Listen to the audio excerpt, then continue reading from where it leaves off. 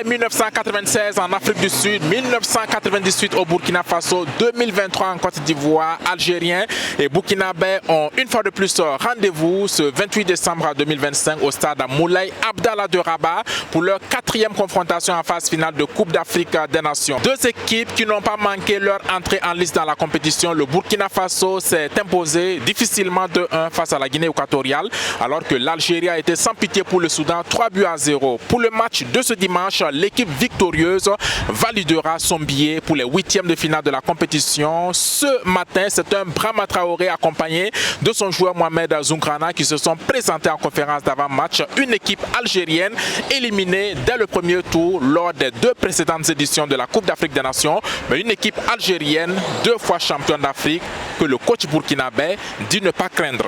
L'équipe d'Algérie, elle a toujours été à un bon niveau.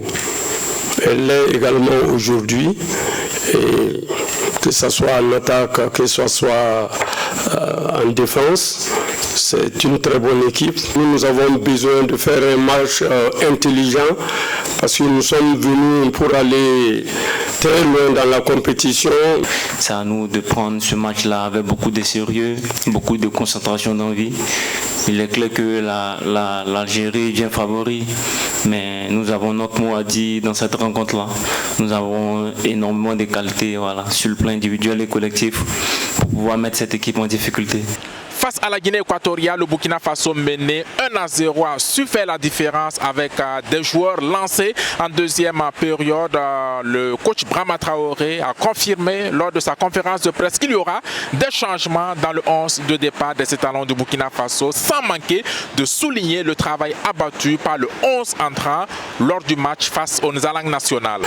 Le 11 de départ contre la Guinée équatoriale n'est pas forcément celui qui démarrera le match de demain.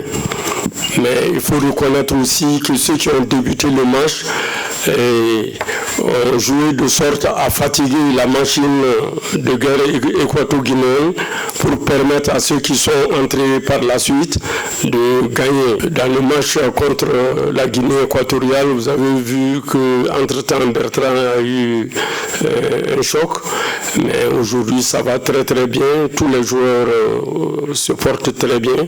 Ce dimanche 28 septembre à partir de 17h30 temps universel, l'Algérie et le Burkina Faso vont se retrouver ici au stade Moulay Abdallah pour un match qui sera déterminant pour la suite de la compétition. Il faut dire que ces dernières années, les deux équipes n'arrivent plus à se départager avec des matchs nuls lors des 3 précédentes confrontations, mais des matchs nuls avec des buts. C'était ici à Rabat, Bernabé Cabré pour Focus TV.